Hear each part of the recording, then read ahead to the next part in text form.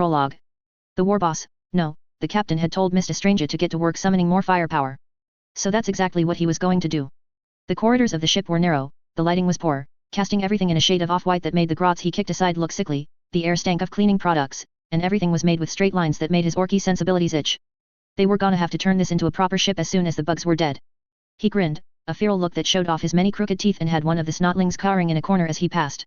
Yes, he was looking forward to getting some proper Dakka and bringing the fight to the bugs. Turning around a tight corner and then barging into a door, he stepped into his laboratory and immediately called out. Boys. WAAAGH gonna make orc history. The laboratory was a beautiful place. The walls were covered in blueprints and pictures of all the things he saw when he closed his eyes. The room had been some sort of cargo hold, but now it was filled with mech boy projects and big glass tubes where he had tossed some interesting things to see what would happen to them. The most interesting feature in the room was his masterpiece. The Reverse Tallaporta was a huge, hulking machine. Glass tubes filled with the toothless skulls of Eldar ringed the machine, running next to protruding tuning forks that let out a constant and persistent whispering noise that made his brain tingly. The platform was painted a pretty shade of red so that the teleporting could happen faster, and the hulking control panel was adorned with skulls and just the right amount of checkered paint. Yet. Cuckoo, the meat boy shouted, raising a skull-covered wrench above his head. WAAAGH gonna crump de bugs? He asked. Nah, betta, he said. We're gonna use de teleporta and get de roid kill est Dakka out dear. Then WAAAGH gonna use it to crump dem buggy nidge. Cuckoo's eyes widened and gained an almost lusty sheen as he rushed across the laboratory, his wrench banging aside half-finished shouldas and Mr. Strange's own experiments which broke their glass containers and spilled thrashing, squealing things to the ground. Grots. Mr. Strange screamed. Get us ready. A gaggle of Gretchen crossed the room and worked together to lift the power cable that would power the reverse teleporta, then dropped the cable next to Cuckoo's feet, and one of them got its brain splattered for nearly stubbing the knob's foot. Plugging it in. Cuckoo called out. Grinning like the warp-mad fool he was, Mr. Strange moved to the console and read the dials with quick efficiency. The first he spun until it pointed towards the Dakka setting, the second he spun towards bugs, the third made him hesitate. Should he pick Gork or Mork? The ship lurched, everything flew across the room, and it was only by holding onto the console that he didn't turn into a pile of giblets like the Grekken that rammed into the far wall. The lights flickered and for a moment he wondered if they were going to have to work in the dark. There was a screech and the captain's voice filled the air. Boys, WAAAGH rammed the bug ship. Get ready for some roid propa killin'. Mr. Stranger, I'm common fair dat Dakka. And if it ain't ready now, I'm gonna crump you with your own zoggin skull. Stranger. Cuckoo screamed. Fasta, summon de Dakka. Shrugging, he grabbed the third dial and spun it around as hard as he could. He'd let luck decide. The dial popped off the console and rolled past his feet. Shrugging again, he placed a hand over the arm next to the machine and pulled. Then the teleporta exploded. Chapter 1. Dear Diary. Or, no, I guess I should call this a journal, or maybe a captain's log. They both sound a little more respectable than a diary. I'm rambling. It doesn't matter. Not really. I just want to have a record of sorts, something that might, if I'm lucky, survive until I make it back home. Or maybe someone will find it and bring this back home for me, if things don't end well. I have so many things I want to tell Dad and Lisa and Brian and the other Undersiders. I don't know how long it will take to get back to Earth, but I'll get there. I should probably start from the beginning. One minute I was talking to my friends over a map of our hometown, plotting and planning our next moves to make sure we would be able to keep the city safe, no matter the cost. The next I was pulled, yanked, into a deep void. Stars and constellations shot by, creatures of unimaginable size and depth dancing through the void. I had a moment to widen my eyes, to try and breathe, only to find that nothing worked, nothing was tangible, nothing made sense. Everything started to move, stars blurring into pinpricks, the massive floating things becoming distant shadows and the world warping as distant constellations grew large, then shot past like streetlights on the freeway. Then, with the suddenness of a fly getting swatted, I crashed to the ground, back slamming into a steel grating with enough force to knock the air out of my lungs and set me to choking. I rolled over, getting to my hands and knees even as the world spun. My first thought was that this was some sort of enemy action, that some rivals had blown up our base or that some hero had decided to stop pulling their punches. Coil might have tried something like this. But he was dead. Accord? A betrayal? The elite, maybe, or the PRT. The scent of burning oil, blood, and that coppery scent that comes from burnt wiring killed off that idea. I blinked as a low, thrumming headache raced from the back of my head to the fore with enough force that I felt bile rise. My bugs were gone. It was like reaching out only to find that a hand was missing, a limb that I had gotten used to. There were some, but not the swarm I had gathered, not the multitude I was used to feeling around Brockton Bay. Swallowing, I started to look around, to take in my surroundings. I needed a weapon, an idea of just what was going on, and a way to get out of whatever lair I'd just found myself in. There were plenty of things lying around, most of them looking burnt and torn apart, the way they were tossed around making it obvious that I had landed in the middle of some sort of explosion. Standing on wobbly legs, I took in more of my surroundings, from the beige walls to the grey flooring and the slightly off-white lighting that shone down on rows of workbenches and broken vials and living things that squirmed in ammonia-smelling juices. It was a lab, probably. My mind went to supervillains that had a grudge against me, but that list was a bit too long to narrow it down so easily. I had never really fought any tinkers, at least none that went for this sort of aesthetic. I was still standing there like a fool when something crunched behind me. Stranger, what does WAAAGH is dis? I asked for some Dakka, not a puny umi. A hand, as big around as my head, grabbed me by the collar and yanked me into the air as if I weighed no more than a sack of potatoes. I squawked, legs kicking out only to hit metallic plates. The thing holding me up shook me. It was huge, easily twice as tall as I was and built entirely of thick muscles under roughly welded steel plates. A tricorn with an actual skull bolted to the front sat atop his head, the tips of it drooping down low enough to rub against its crooked teeth. Roomy red eyes glared down at me and it, brought up his other hand, pointing a gun at my face. The boar was bigger than my closed fists and hovering right in front of my eyes. Dis is useless for crump and dem zoggin bugs. Gritting my teeth I kicked at it some more, my hands scrabbling for purchase against fingers tipped with yellowed nails and finding none. Bugs flew out of my hair and clothes, shooting towards his face and eyes. The goblin thing snorted and tossed me aside, my back bending painfully as I rammed into a workbench and fell to my knees with a choked-off sob. I was breathing heavily when I raised my head and found myself looking down the length of his gun. Run, Tommy. I ran. Raucous laughter followed me as I wove into the rows of workbenches, head low and back bent even though it hurt. That all stopped mattering when the goblin fired his first shot and tore a hole the size of a watermelon through one of the benches in front of me. I ran faster. There was an exit ahead, a doorway that looked to lead down a corridor. I rolled past the entrance, wincing at the fire running along my back, but another hole punching into the floor next to me convinced me to keep moving. There were other creatures in the passageway. One was like the goblin behind me, a big green thing covered in armored plates, cackling madly as he dragged a gun around and charged down towards the far end of the corridor. Other beasts were smaller, some only as tall as my hip, with wide eyes and sharp teeth that they exposed to me as they ran past. I started moving in the opposite direction from the monsters. Whatever they were moving towards wasn't where I wanted to be. The thump-thump of gunfire and a single piercing wail from that end of the hall helped convince me that I was on the right path. I ran past rooms filled with torn-up furniture and what looked almost like nests and strange, wide-mouthed pig creatures in makeshift pens. Whatever this base had been, it wasn't meant to hold the green people. Finally, I saw a room with a sign above the door, a glowing rectangle with a pair of symbols I couldn't recognize but that looked close enough to a washroom entrance that I took my chances and darted into it. Most of the stalls were wrecked and the toilets within were not toilets, but they looked like seats enough for me. I barged into one of the only remaining stalls, this one marked with a sort of flame emblem on its door, turned around and closed it. A little light turned on next to the door, going from red to green. Panting, I pressed a hand over my chest and waited for my heart to still, or at least for the adrenaline to wear off. I just needed a moment to calm down and think things through, and to get past the pounding headache that was battering at my mind. My hands ran across my body, looking for bleeding and cuts in my costume, but other than some nasty bruises I was, more or less, fine. I had a combat knife, an AP pen, a phone. I pulled out the burner phone, flipped it open and started dialing, a hand coming up to need my forehead. Nothing, not even a proper dial tone. I was probably underground, or in a Faraday cage like they had at Arcadia, or maybe I was just in the lab of an enemy tinker and they weren't stupid enough to allow just any phone to work. There had to be something to keep people from using a phone to spill secrets, and that thing was messing with mine. Licking dried lips, I tucked the phone away and brought my other hand up to my head. My power was reaching out, looking for bugs, and it was finding them. Gnats and flies of some species I didn't recognize. Fleas and ticks too. But no wasps, no bees, nothing lethal that I recognized. Then I rubbed up against something, my power shuddering as a spike of, not pain, but force, pressed up against my mind, and I found myself stumbling back. Like a tidal wave, the thing tightened itself around my mind and squeezed. It demanded that I listen, that I obey, that I submit. The one raw emotion rammed itself into my mind like a sledgehammer driving a spike into a stone. I gasped, falling to my knees in the too small cubicle. Tears stung my eyes, and if it weren't for the already horrible mess I was in, I might have allowed myself to curl up and cry. But I didn't have time for that. The squeeze came again, a pressure that was growing every second. I felt something like ice seeping along my back and down my arms, every limb shivering as the thing tried to control me. I grit my teeth, mind and power probing at the thing. It was huge, bigger than anything I had ever touched before, but also, somehow, familiar. Like an ant queen ruling over its colony, but so much more complex, so much smarter than any bug I had ever encountered. It demanded that I submit, that I allow it to rule me, that I fight against the thing that had hurt it because I was a body it had that it could throw at its problems. I didn't have time for this. I needed to figure a way out of wherever I was. I had to find a way home. I had to find out who had brought me here so that I could remind them that I wasn't just some girl. I was Skitter, Warlord of Brockton Bay. Entire cities were terrified of me. I wasn't going to allow anyone to play games with me, not anymore. Another demand, tinged with something almost like anger, if an insect could feel anger. I had to comply, to obey the will of the hive, to shut up. It felt as if I had just punched a kid in the nose. Not that I'd ever actually done that.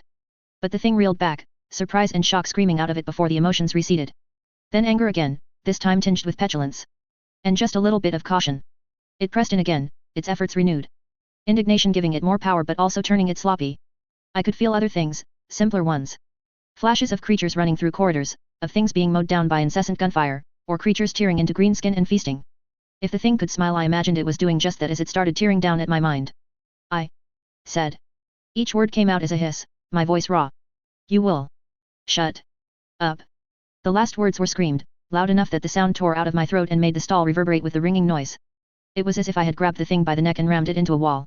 It fidgeted, then started fighting back, spurts of pressure hitting me in waves, but weaker, nothing strong enough to hurt. And it had taught me how to fight. It wasn't a nice lesson, but the thing had showed me how it made others submit to it. I just returned the favor, tenfold. My bugs had never required me to will them into obeying, it was unfamiliar ground, but I didn't lack willpower, I had lived through enough nightmares and come out of them strong and alive and fighting, and I wasn't going to bend. I really hated masters. And just like that, with the suddenness of a rubber band snapping, my mind went quiet. It was still there. Picking it out was as easy as picking one bug from out of any in my range, only this bug was huge and powerful and smarter than any I had ever mastered before. But it didn't fight.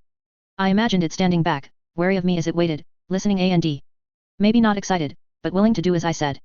I panted, sweat running down my forehead and tears staining my cheeks, the after effects of whatever pressure it had pushed onto me setting my limbs to shaking. Right, I said to no one but myself. That was something. There was a noise in the bathroom, a clattering of feet and indistinguishable voices. I had a handful of fleas to work with, enough to know that the things that had entered were moving around but nothing beyond that. Had they been there all along? It didn't feel that way, but I wasn't as cognizant as I was used to. This was quickly turning into one of the most annoying days in my life. I pulled my combat knife out, wishing for maybe the first time that the bathroom stall had a slit by the door that I could see though, but no luck there. So I took a risk. I took a chance that might have been foolish, because that's what I always did when things weren't looking up. I grabbed the thing in my mind, and I dove into it. Big thank you to the filthy degenerates on the Raven's Nest Discord, and also Quartz, for the idea bouncing and encouragement. You're all completely insane but I like you anyway. Chapter 2. Journal, Entry 2. Things started off a little rough. I didn't know where I was or what was going on, but it became pretty clear that I was, essentially, in a war zone, and only one side wanted me dead. That made my choice pretty easy. The floor rocked a little, the lights in the bathroom stall flickered, my heart skipped a beat. It was all secondary, background details to what was going on inside me, in my mind. My control over bugs had always been instinctive, easy. A thing that I didn't really need to think about. Or, rather, something I did need to think about, but that didn't tax me. There was no rubbing my head in my tummy syndrome when using my power. I could just control all of my bugs individually and at once. It was one of the better parts of an otherwise weak power. The thing was different. My control over it wasn't the same. It was more ephemeral, less concrete. I suppose that I could have moved its limbs, but it had so many and its biology escaped me. Or maybe it was changing too fast for me to keep up. The strangest part was how divided it was. The thing, I realized, wasn't one entity. It was many, a hive, but also one that shared a single consciousness and purpose. It probably looked a lot like how I controlled my swarm. Unfortunately, my swarm at the moment was composed of a few thousand bugs, most no bigger than a housefly. I was short on options. I almost felt guilty as I grabbed the thing in my mind and told it, in no uncertain terms, to find me. The door to my stall opened hard and fast enough that it slammed against the nearest wall. I was caught unaware, a moment's inattention leaving me wide open. It was just luck that the thing behind the door, a goblin-like creature, maybe a foot shorter than me with wiry limbs and a smile made of crooked teeth, looked at me with the same surprise I showed it. Then it raised a piece of sharpened steel at me, just a chunk of metal, crudely sharpened along one edge with some cloth wrapped around the hilt. The creature screeched a warcry as it stabbed at me. It was only blind luck that allowed me to avoid the first blow, the second cut across my ribs but didn't bite through my costume, and the third stab caught me in the left arm, poking a hole into and through the thinner silk near my bicep. I cried out, panic mixing with pain before I lashed out with my own knife. It wasn't a pretty fight, or a fight at all, really. The creature had longer limbs, stronger too, but it was clumsy and unarmored. My first cut dug deep enough into its arm that its fingers spasmed and it dropped its crude knife with a clatter. The next stab caught it in the chest, freeing a spurt of greenish blood. The creature, had it been human, would have backed off, should have pulled back to lick its wounds. Instead it growled and started swiping at me with long-nailed fingers. I tackled it knife first, driving my combat blade as deep as I could into its torso, and when that failed I pulled the knife out and stabbed it in the eye. It was still squirming when a thunderous boom echoed through the room and the creature's head exploded. I gasped, pulling back as it slid to the ground. I wasn't alone. There were two more, these a little shorter than the one I'd just killed. One was circling around, looking ready to pounce. I took note of it, but not as much as its companion. The other one had a gun. It was a big, bulky handgun, steel plates riveted together, none of them quite even. But it had worked. I ran out of the stall, feet slipping over blood and almost throwing me to the ground. It was enough that I ducked under the second shot. The green creature's eyes widened the second before I rammed into its shoulder first. It sent a pang up my arm, but that didn't matter so much. My fleas on the unarmed creature were approaching from behind. It was going to wrestle me down, and then I would be dead. So I stabbed the one I was riding in the chest, then in the face, grabbed the oversized gun from Spesming hands, and rolled to the side. The gun came up. I squeezed the trigger. The recoil almost sprained my wrist, and I winced as I tried to hold the heavy handgun back. For all that it had hurt, the results were spectacular. The unarmed creature flopped to the ground, its chest little more than a hole. It was quiet in the room, just the echoing retort of the oversized handgun still ringing in my ear and the death rattle of the creature next to me, its limbs twitching sporadically. There were noises outside, faint sounds of battle and rocking explosions, but they were distant. At that moment it was just me and 3 bodies. Had the same thing happened months ago I would have vomited, lost my lunch over the violence. Now, after Leviathan, the Slaughterhouse 9 and Echidna, I felt little more than queasy, with a strong urge to shower. The faucets proved a mystery to me, with buttons that didn't do anything when pressed and no water coming out of what might have been sinks. So I was left dirty, blood-stained hands shaking as I held my new gun by my side and my knife in my offhand. I knew I should have tried to scavenge the bodies for more money, ID, maybe a phone, but the thought made me queasy and they were, for the most part, dressed in rags. So I pushed past the corpses and towards the door. Going out wouldn't be smart, not usually, but through my connection with the thing, I could feel that it was close, really close. The door slid open before I could reach it. My new gun was up and pointing at the head of the creature in the doorway before I had really registered the movement, finger already pressing on the trigger without pulling it all the way back. I stared.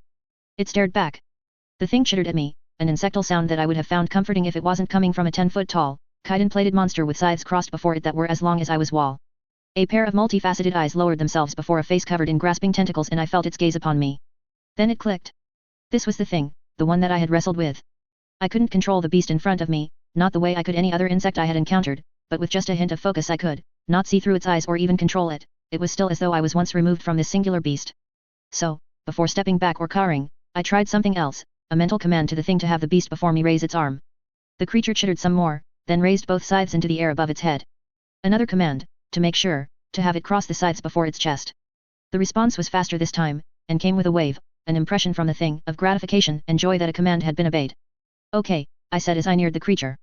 I'm going to need a name for you, I said as I looked it over. It was clearly built for fighting, maybe taking inspiration from a praying mantis and a few other insects besides. Then again, maybe built wasn't the right word. Had I stumbled into a biotinker's lab? That would explain just about everything that was going on, from the crude green things to the monster still blocking the entrance to the bathroom.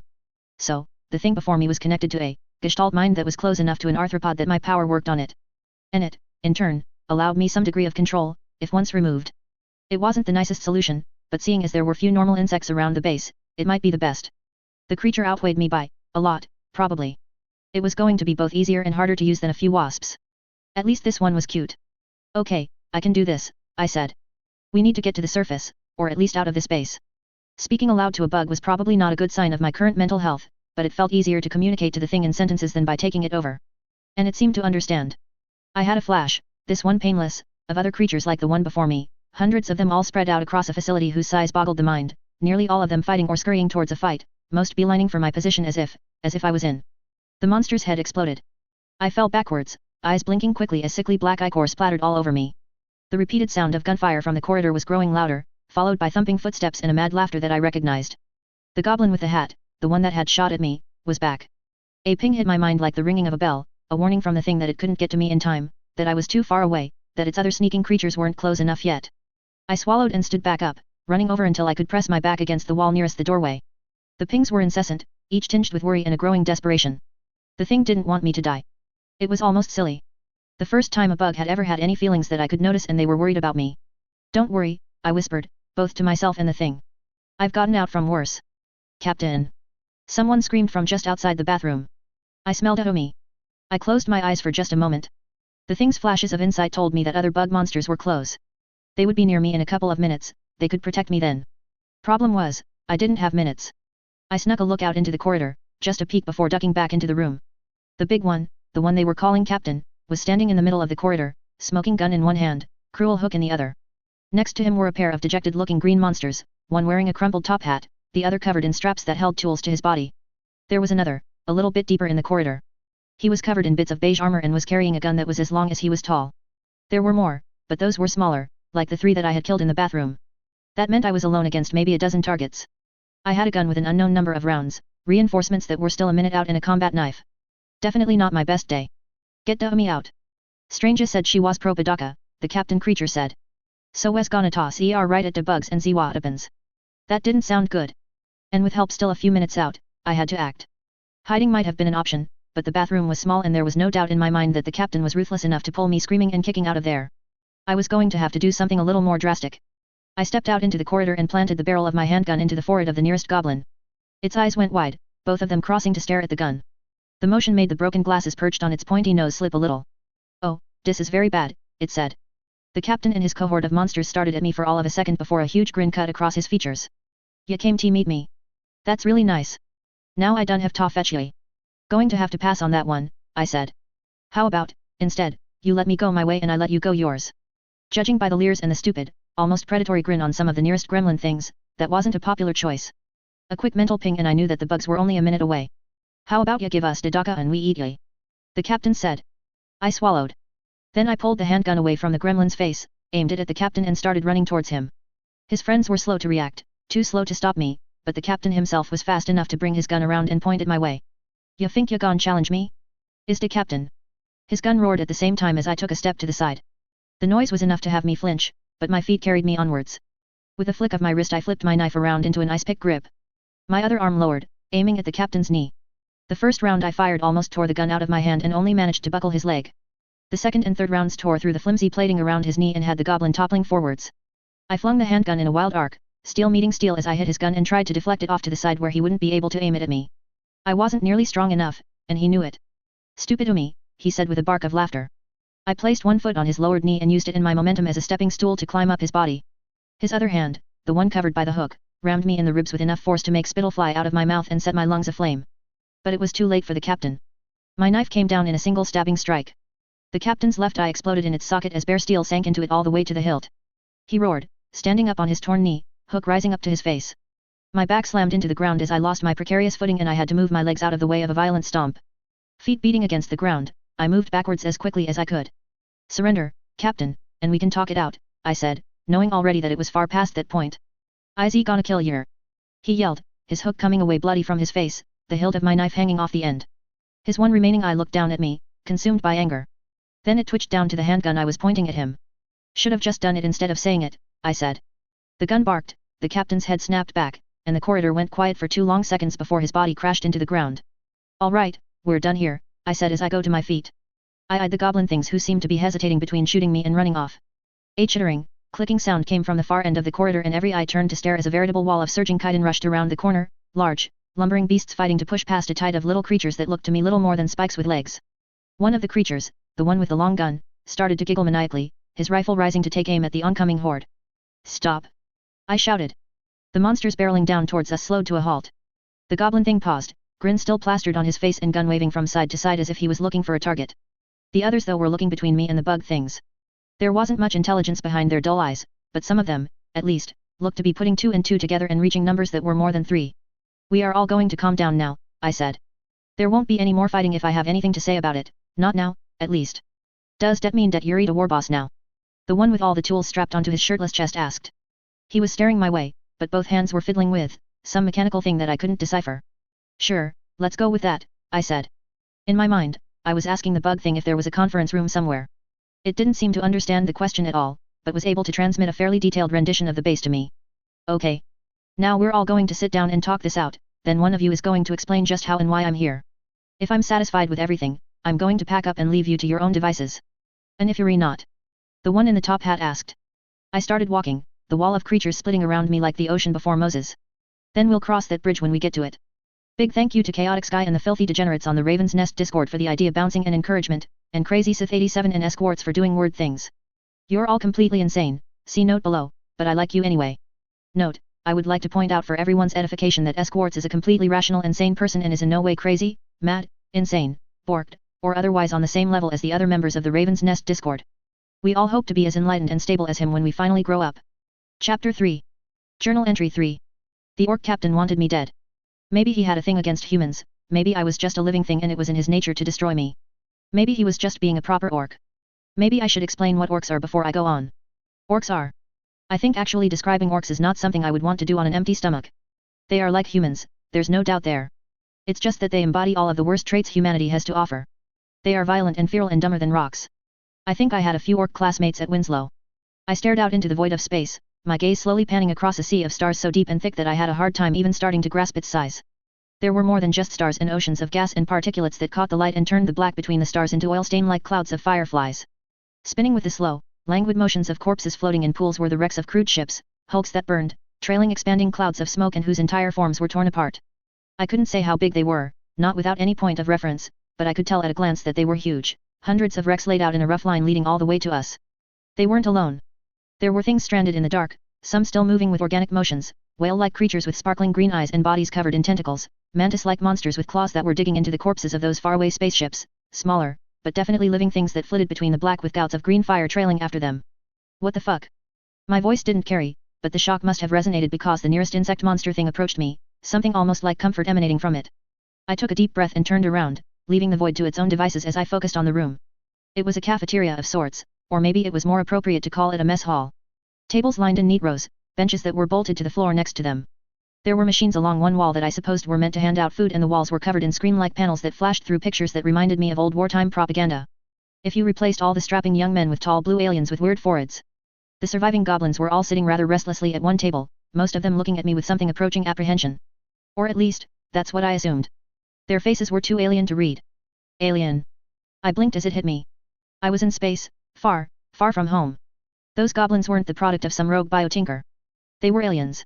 Just like the bug monsters gathering along the sides of the room and paying me more attention than anyone wanted from 10-foot-tall bug monsters.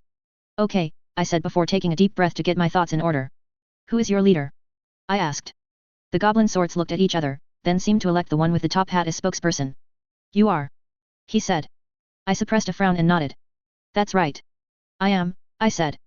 Who was the leader before me? The captain, he said with a whole lot more certainty. And who was his boss? I asked. Captain was a rank, which meant some sort of organization. An admiral, maybe, or the war boss. Top Hat said. And where is the war boss? I asked. Bugs 8 he informed me. I felt another headache coming, and this one couldn't be blamed on the local hive mind. Okay, let's start at the start. Tell me how your war boss died, tell me how all those ships out there blew up and how you ended up in this mess. Top Hat coughed into a fist as if preparing to start on a lecture. We were looking for a good fight when we found the bug ships, so we started fighting but there were a lot more UV than us. It was a good fight. Den the war boss got eaten and we were running out of Dakka, so the captain told me ta something more. Den the Reverse Tallaporta plotted and ya came out of it. She nodded, trying to process everything he had just said. So you summoned me because you needed something to fight the bugs.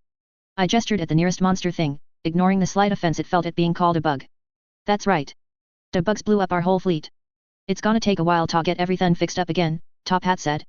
I stared at him, then at the wrecks floating outside, most of which were torn apart. You think you can fix that? Oh. The one with the vests and the tools started waving about like a kid that had just been offered the entire cookie jar. I gon' fix him. Is the mech boy? Top Hat smacked him behind the head. You idiot. There's too many UV for your TA fix alone. Den we use need to make more orcs. And if the new boss tells me to fix all, den that makes me a propa knob, don't it? He said with a show of teeth that I assumed was a smile. I raised a hand for quiet. Am I to assume that you're some sort of mechanic? I asked and he nodded. Right. Okay. What do the rest of you do? The one in the beige armor and carrying the long rifle stood up, placed one foot on the table and thrust his hips out. I blinked as that registered. Was he posing? I kill things good. He declared.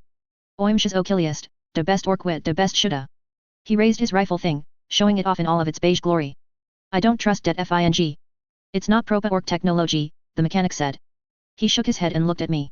Oim cuckoo city, the best mech boy in the fleet. You're the only mech boy left. Idiot, Top Hat said. He looked me up and down.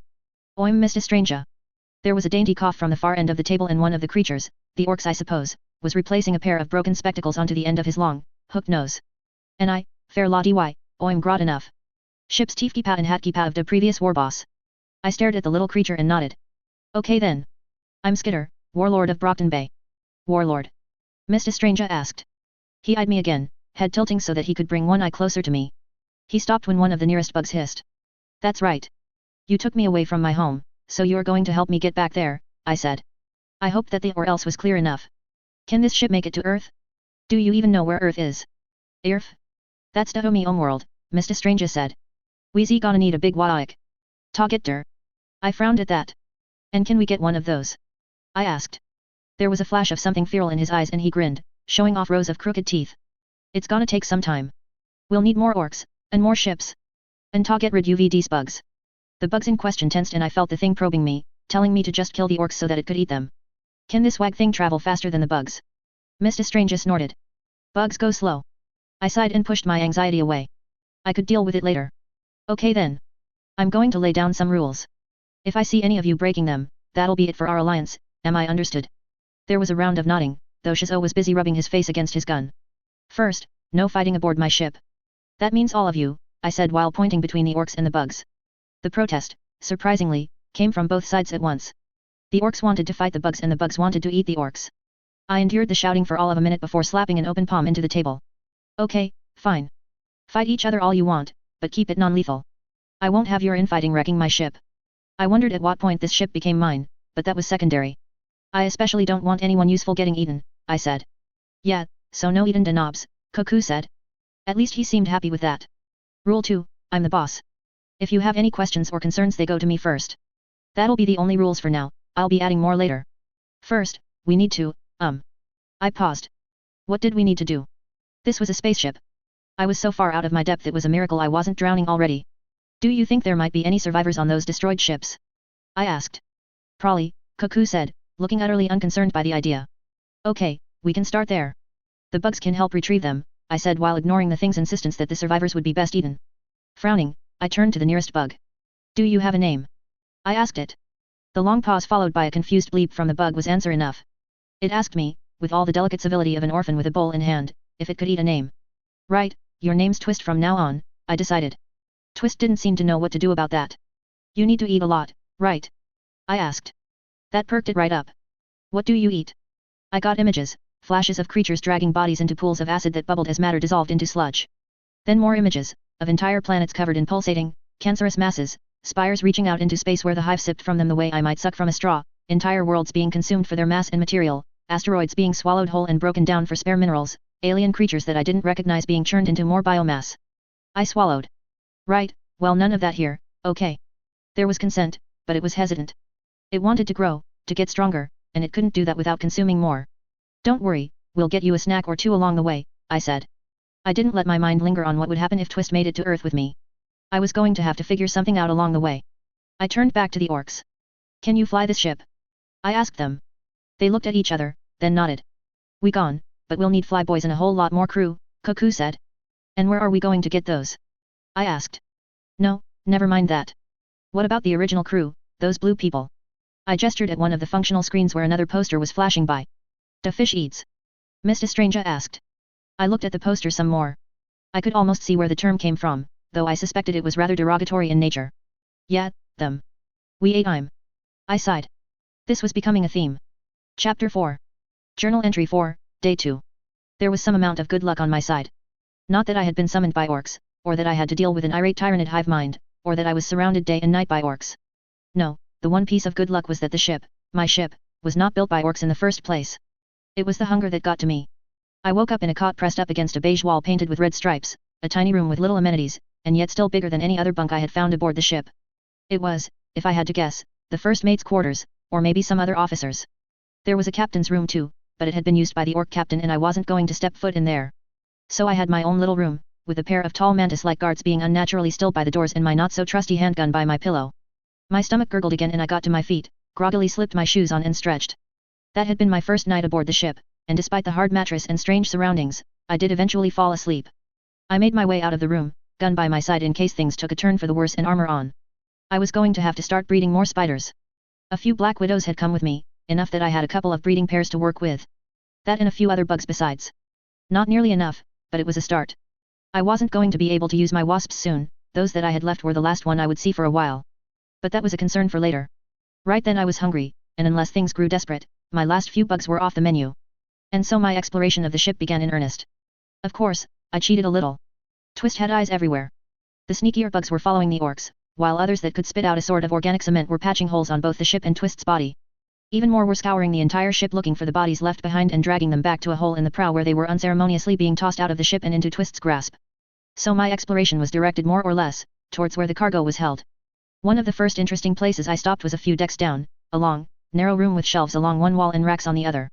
Some of the racks held a beige or white suit covered in thick armored plates with intricate symbols across the chest and pauldrons. Too big for me to fit in, but human-looking enough that they might have fit someone taller and bulkier than I. Across from the suits were rows of guns. Rifles were held in clamps above smaller sidearms, which were in turn above what I suspected were grenades. There were more things on shelves, but most I couldn't recognize beyond those with obvious uses. In short, it was an armory. An almost intact armory, and it wasn't the only one. This ship had a crew of at least 2,000 or 3,000, judging by the number of beds I could count with Twist's swarm. Even if only 1 in 10 of those were armed, that still left me with a whole lot of firepower. Useless firepower, but mine all the same. I picked up one of the smaller handguns and a sort of holster for it. The holster needed adjustments to fit, and even at its tightest it only barely held on to where my hips would be if I had any, but it was enough that I could carry a single handgun by my side. There were also little cylinders next to the handguns that fit snugly in the hole at the bottom of the pistol's grip. Obviously some sort of magazine. I took a pocketful. That was well and good, but it wasn't food. Also, I was loath to try to shoot the gun without testing it first.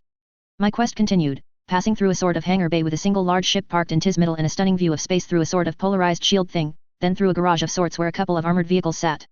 All nice toys to have, but still utterly useless. My kingdom for a burger, I muttered as I took another staircase up to the deck above and into a sort of common room. There were maps and signs on the walls, but they were all in cryptic symbols that I didn't have a chance of deciphering. There were a few loose items, discarded as if in a hurry.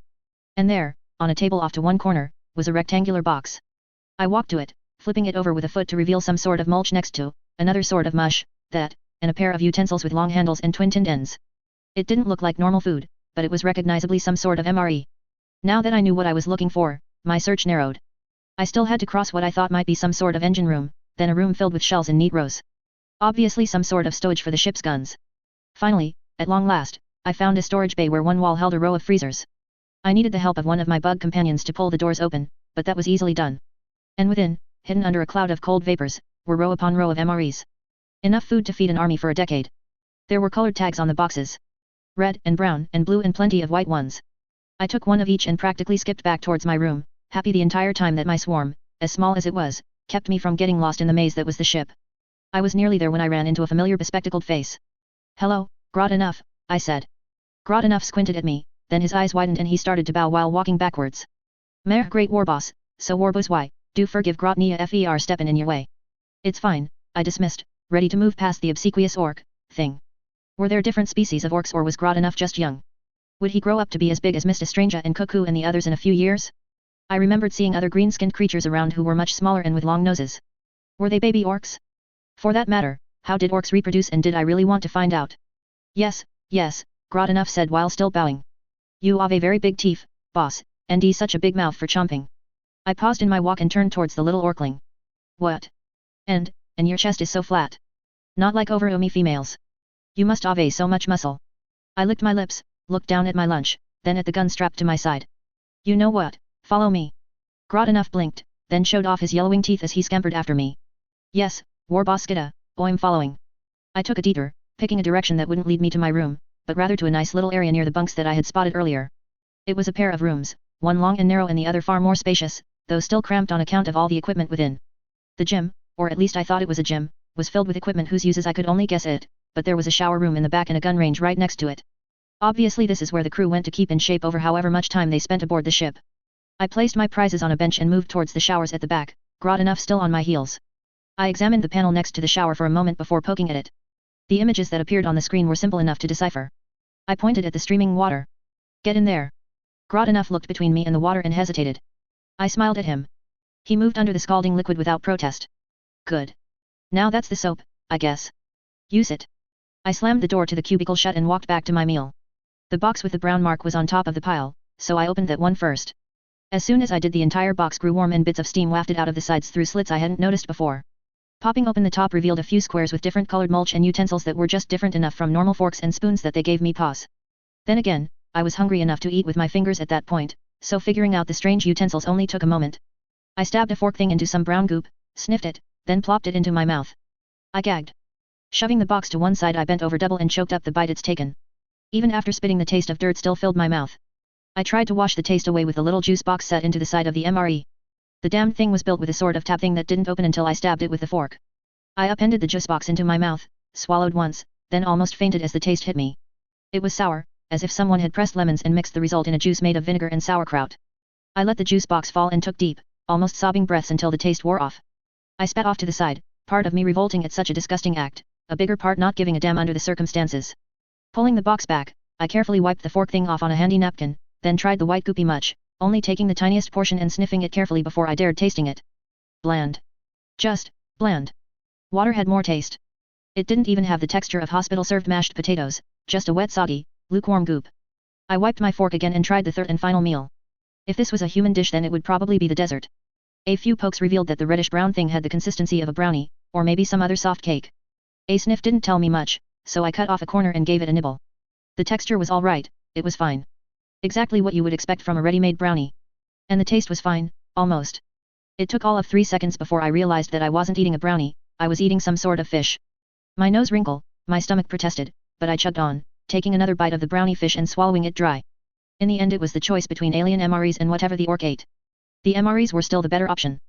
"Is done," a dejected-looking Grodanov said as he waddled over to me. His loincloth was soggy, his glasses fogged over, the few tufts of hair he had were plastered over his face. He almost looked pitiful, if one were to disregard the way he stank before entering the shower. "Good," I said before pushing the meal towards him. "This is your reward." Grodanov's eyes widened and he snatched the MRE from out of my hand with a swipe, then started stuffing his face. "If you get dirty while eating, I'll make you take another shower when you're done," I warned. He froze, then with shaking hands picked up a strange asymmetrical spoon from the side of the box and started shoveling the food towards his mouth. Most of it even made it in. I couldn't ask for miracles. Instead I moved on to the reason I had Grodanov with me. "See this?" I asked as I waved the handgun I'd found before him. He nodded while chewing, his mouth almost closed enough that it didn't send spittle everywhere. "Is a fish EAD slugga?" "Sure," I said. "I want you to shoot it. At a target. In that room over there." I pointed to the practice range. Grodanov tossed the MRE to the side and was practically bouncing on the spot as I lead him over to the room, then placed the gun on the table set near the door. There were already targets at the far end, just a series of circles hovering before a thick armored plate. Obviously some sort of Tinkertech hologram thing. Or maybe the word Tinkertech didn't apply here. Clark Tech? Alien Tech? Shoot at the circles.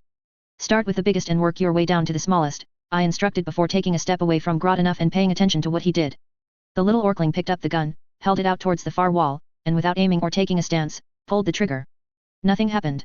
He growled and brought the gun closer to his face, one hand holding his spectacles in place while the other shook the gun and turned it around so that he was looking down the barrel. I wasn't entirely familiar with gun safety, but pulling the trigger while looking down the barrel was probably not a good idea. He seemed to find something, a sort of flat switch built into the side that clicked when he moved it. The gun made a low hum and the inside of the barrel glowed a deep blue. He laughed as he pointed the gun downrange and started squeezing the trigger again and again. 16 actinic blue flashes shot across the room, each with a sound not unlike an electric breaker being pulled. Grodanov kept pulling at the trigger even when the gun hissed and ejected one of the little cylinders out the bottom. I looked at his shot grouping and winced. At least he'd hit one of the circles. It was in the next row, but he did hit it. I gently took the handgun out of Grodanov's hand, slid a new magazine into it, and took aim with both hands outstretched and my feet at an angle from each other. I had very little practice with guns, but I was American.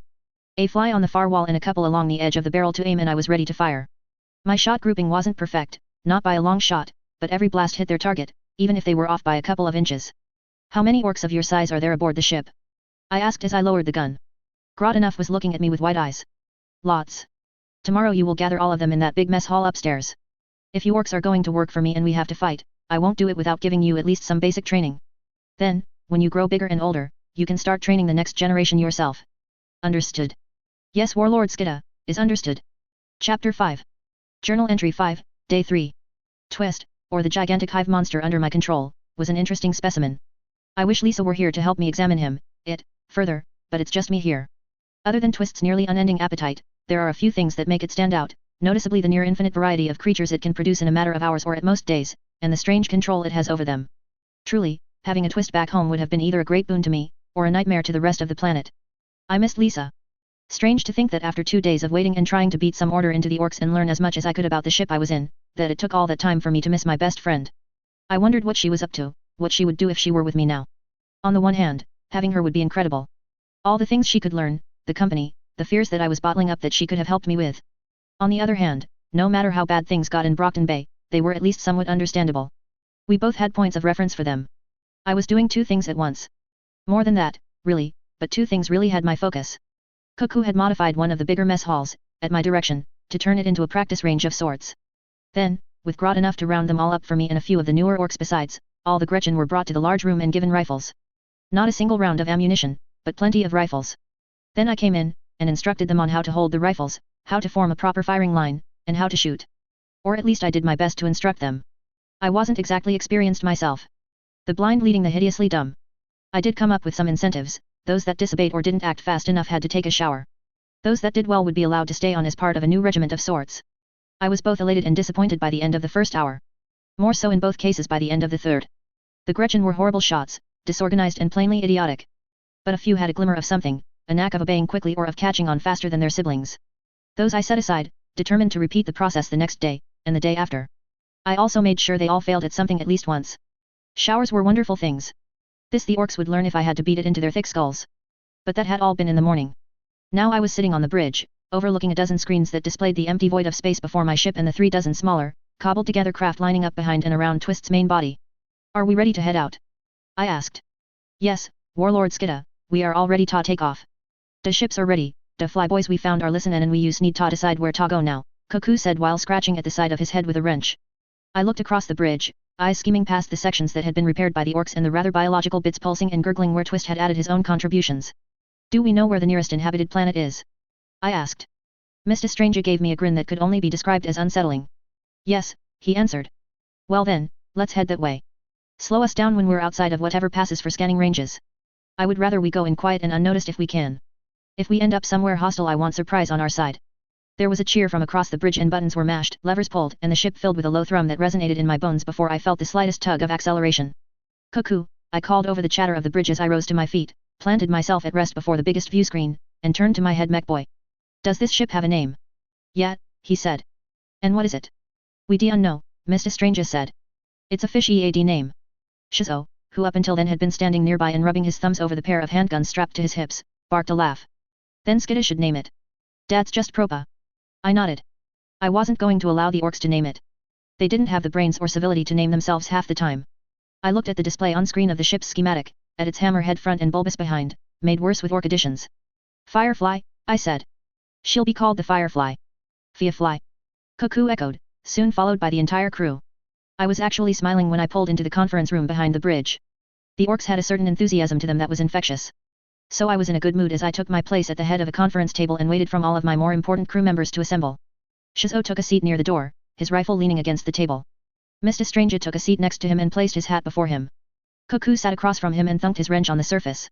One of Twist's spikier creatures moved into the room with a click-click of sharp-tipped feet on the metal grating of the floor. It came and stood by my left, at a distance that some might have found uncomfortable seeing as it was a 2-ton monster engineered to basically eat people. Then Grodd slipped in and stood by my right, bouncing on the balls of his feet in a way that made the beige armored plates strapped over his chest bounce. This was it, my whole crew, or those that were ostensibly in charge of different sections. If I was a more military-minded person I might call them my officers, but the orcs had a word for it. Knobs. Something akin to orcish nobility. I supposed that made me the queen of this ship. Is that every? 2 more orcs walked into the room. One was a smaller orc, goggles dangling around his neck and a sort of cowboy hat tied to his head by a pair of straps. There were little toy dinosaurs glued to the hat. He looked nervous, perhaps rightly so as the attention of everyone in the room fell on him. His partner was a whole lot more intimidating, the largest orc I had seen since the captain, a slab of meat wearing a rather familiar coat. A girl couldn't be born and raised in Brockton Bay without gaining the unfortunate ability to recognize Nazi paraphernalia, and the long trench coat that this orc was wearing was most certainly something along those lines, tiny skull symbols and all. He was even wearing a captain's hat pulled low, casting a shadow over his eyes, one of which glowed a dangerous red. It looked as though half his head had been blown off and replaced at some point, and crudely at that. I am Commander Comrade. Commander of the Commandos. Or I was until the last Varboss died. Now I am at your command, Warlord Skitter. I blinked once. He had spoken with a definite accent, but it wasn't an orcish accent. He sounded like a rough mix of German or Russian, a thick accent, but perfectly understandable. I would be honored to have you work with me, I said. What are your commandos capable of? He smiled, and with the way his face was messed up it was a hideous expression, made all the worse by the flash from his cybernetic eye. Ve are those blessed by more to be cunning. My boys were the best assassins in the fleet. There was some snorting from the other orcs at the table, but none seemed to want to stop the large commander from taking a seat. I nodded at him, then turned my attention to the orc with the cowboy hat. And you are? I asked. I'm Wash. Is the flyboy FO to fly? I'm a make this ship fly, yet. He smiled and it was almost a timid thing. It looked like he was ready to jump out of his seat a moment's notice. So, you're my pilot then? I suppose it's only fair that you be here. Very well, let's begin this meeting. It reminded me a bit of the meeting with Accord and the Undersiders, that tension, the thought that anyone might betray anyone else and that lines had formed. Mr. Stranger, have you discovered anything interesting? No, Warlord Skitter, the machine isn't ready yet, the top hat-wearing orc said. I sighed, but nodded.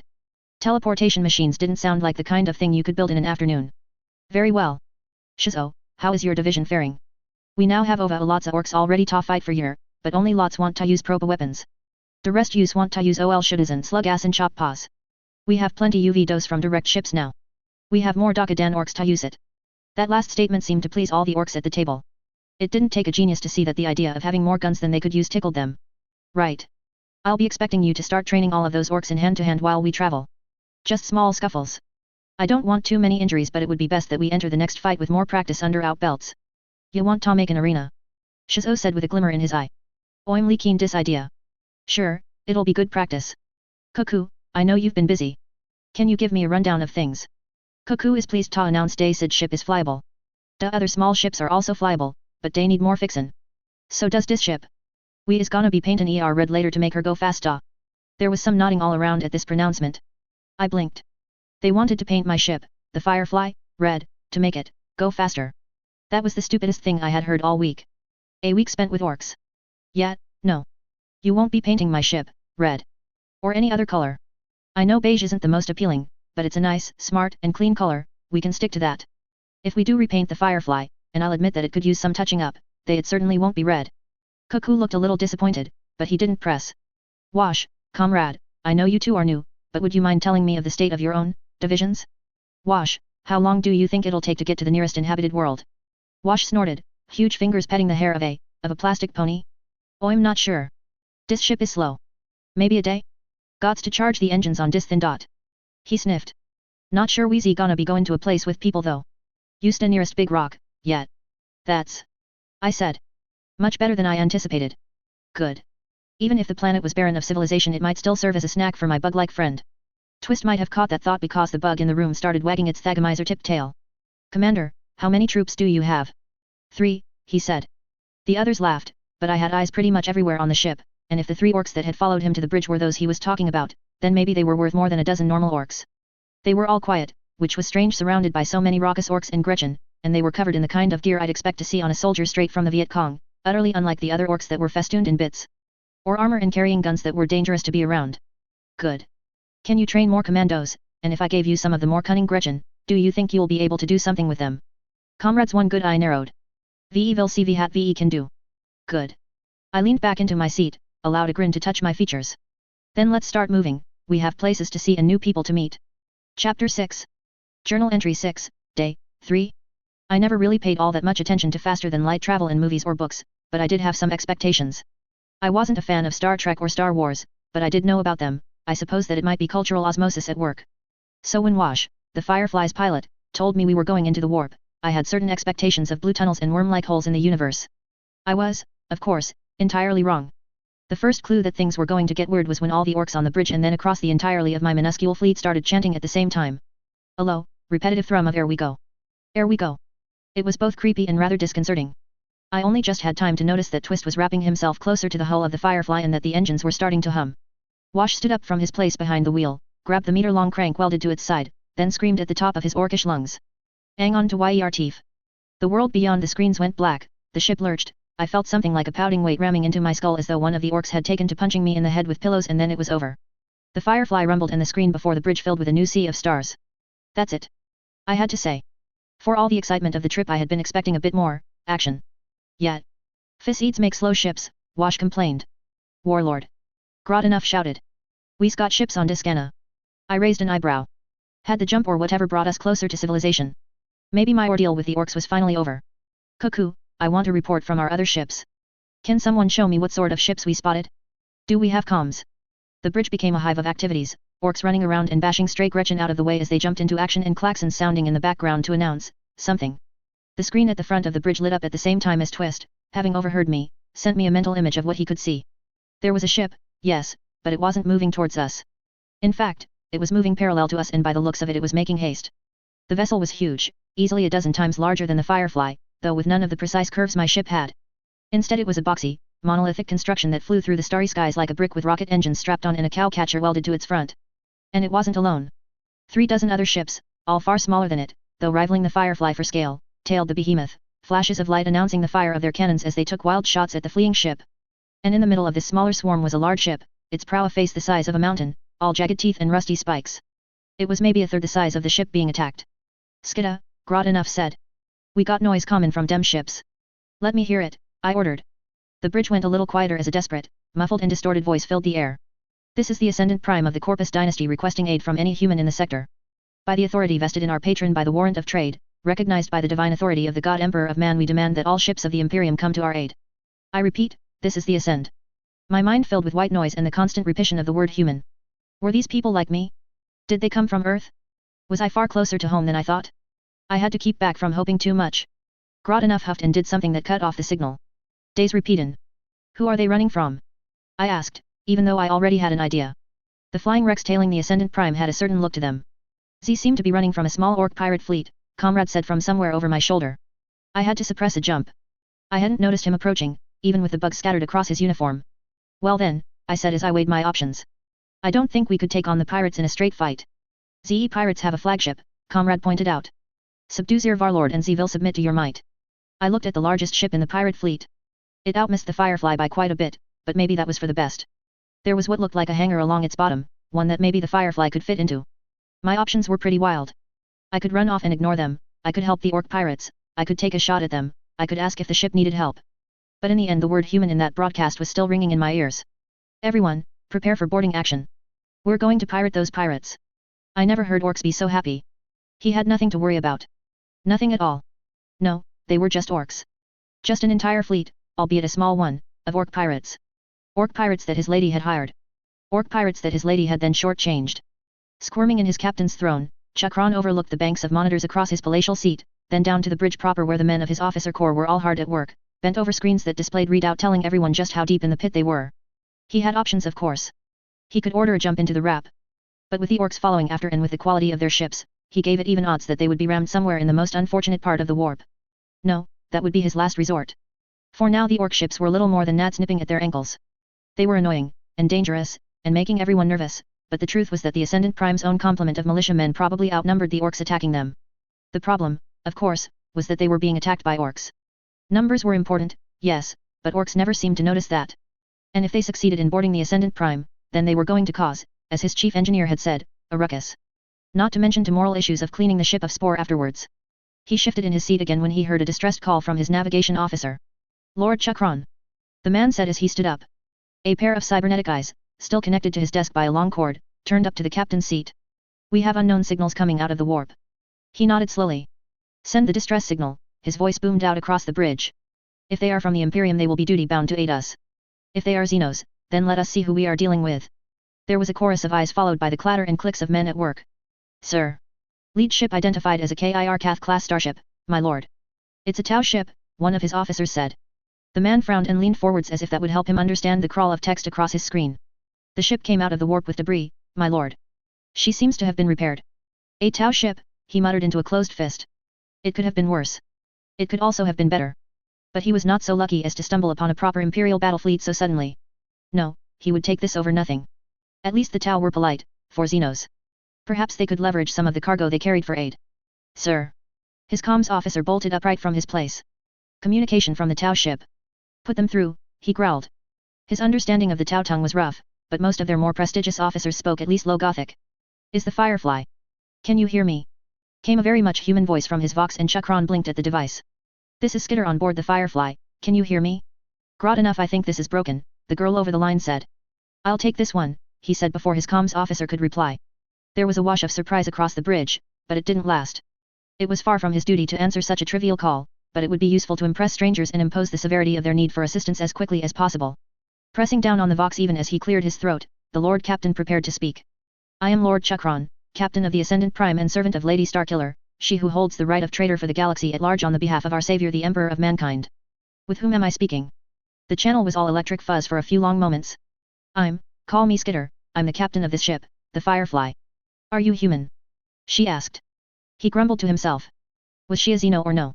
And what sort of uncordial response was that? We are all children for the Holy Terra. Yes, we are men, he announced. Oh, thank goodness, was the reply. You can't believe how happy I am to meet other humans. Ah, but you seem to be in a spot of trouble. I want to try and take out the pirate flagship. If you would be so kind as to let us try and board them it would be appreciated. He blinked. Vessel, your Firefly, is it not a Tau starship? He asked. It might have been, but seeing as the Tau you called them, aren't around anymore, I kind of took it as my own. Was that wrong? Well, he wasn't going to fault the lady for a bit of piracy against some Xenos. If you come to our aid as you say, Captain Skitter, then all will be very much forgiven. Perhaps we can even help you make the change of ownership legal. Assuming she didn't die in a blaze of glory against the orcs. The foolish girl was not truly going to try and board them, was she? That sounds fair, the young captain said. Wash, pull us in. The rest of you, does this ship have guns? Target the ships that we aren't boarding. The Vox hummed for a bit, then went dead in his hands. The captain stared at the machine for a moment, then back up. Track that ship. If she heads towards us, shoot her down, but if she aims for the orc ships, lend her what assistance you can. He would have to wait and see. Chapter 7. Journal Entry 7, Day 3. I had certain expectations when I told my orcs to board the enemy ship. Ramming was not one of them. I felt as if we were coming closer to the enemy flagship at a fairly fast pace, the frankly absurdly huge ship growing bigger in the bridge's view screens by the moment. There were guns on that ship that had to outmiss the average cargo ship, and they were pointed right at us. I flinched when the first one went off, only to sigh when a bluish shield appeared where we would have been hit. It helped that most of the shots went wide. Orc gunners were no better shots than normal orcs, it seemed. Then the Firefly's own guns responded, balls of plasma flying across space to ram into the ship and leave gaping, burning holes in its side. They had the same effect as an ant biting a grown man. Hey Wash, I called out to the pilot. Can you do something about our speed, or is this normal? Ain't normal at all, Warboss, is here. Firefly is too slow FO propa ramen. What? My question came in too late. The Firefly's nose rose up, the guns along the front fired one last volley, and then the screens were filled with steel and sparks and rending metal as we knifed into the pirate ship's side. If it wasn't for my death grip to the armrests of the captain's chair, I would have been tossed across the room by the sudden deceleration. As it was, my bugs could feel a few dozen Gretchen across the ship going through the same experience a fly did when it was hit by a semi-truck. The moment the rocking stopped, I took stock. There was, obviously, a breach at the very front of the Firefly. That was going to take some fixing. I already had bugs scurrying into the hull of the enemy ship. Twist more than willing to provide me with critters that could endure a bit of vacuum. Which reminded me. Everyone, arm up. We're going to move in slowly. I want them to die before we do. The bridge roared as every orc in the room pulled out crude swords and cruder guns and started rushing for the exit. I could feel orcs all across my ship running around, confused. With a suppressed sigh, I started forming clouds of bugs into arrows pointing them in the right direction. My army of Gretchen were all moving more or less as one big group, the length of plasma rifles poking out above them like standards as they rushed with the clang-clang of ill-fitting armor towards the breach. My knobs were busy too, herding the other orcs towards the fore. By all rights I should have been with them. At least, that's what orc culture insisted I be. But I wasn't brain-dead enough to lead any orcs from the front. I had seen how poor their aim was, chances were I'd lose my head from friendly fire before we ever met an enemy. Twist, I said as I turned to my nearest bug-like bodyguard. I raised a hand and pointed it in the general direction of the enemy. Eat. It was like asking a dog if it wanted a bite out of a big juicy steak. Twist shivered in my mind, then unleashed hell. Creatures both large and small rushed across the surface of the Firefly, pouring down the hallways Twist had taken over with its gooey tentacles, and others flying through space in ways that really shouldn't have been possible. With another mental command to my buggy friend, I pointed him to the gaps between our two ships that were still bleeding atmosphere. Do something about that. He was overjoyed at the order. The battle was met, not with the roars of two orcish forces charging at each other, but with the clicking and crawling of bugs slipping into cracks and crevices and slicing apart throats from behind. I kept a mental eye on Twist's progress. He didn't have the bug power to truly take over the enemy ship, not if he fought the way he wanted to. His idea of tactics was to swarm over every enemy and consume them on sight. That was handy, but not when outnumbered. Instead, I took over what bugs I could and had them sneak through ducts and pipes and slowly crawl through the shadows to pick off stragglers and smaller groups. I could say many things about Twist, but he caught on fast. Soon he was tugging at the reins, moving the bugs under his control in the same familiar patterns. Nodding, I finally got off the captain's seat and started walking towards the battlefield. Twist's bugs had sealed the gaps between the two ships, and it had only cost a few orc lives for them to stop throwing themselves into the vacuum. Still, my boys were itching for a fight, so the moment the connection between the two ships was solid enough, I signaled the attack by having some bugs open the airlocks, keeping the air in and rushing out to find enemies to swarm. With joyous roars, the crew of the Firefly dove into the melee while I watched from 10,000 eyes. Those eyes were why I wasn't surprised to find Cuckoo and Mr. Strange waiting for me a few corridors down. Not joining in the fun? I asked. We will, don't worry, Warlord, Mr. Strange said. We use wanna be close to our warboss cause that's where all the best fightin' is. Right, I agreed. I didn't want to disillusion them, but if I had things my way I wouldn't be anywhere near the fighting for a good while. Well, follow me then, I said as I pulled out an alien handgun and held it by my side. There was no reason not to at least be cautious. Oh, this is gonna be fun. Cuckoo said. He had a contraption on his back, a sort of ammo belt that fed into what might have been an alien machine gun once, but was now something entirely too orcish to be safe. Right, I said.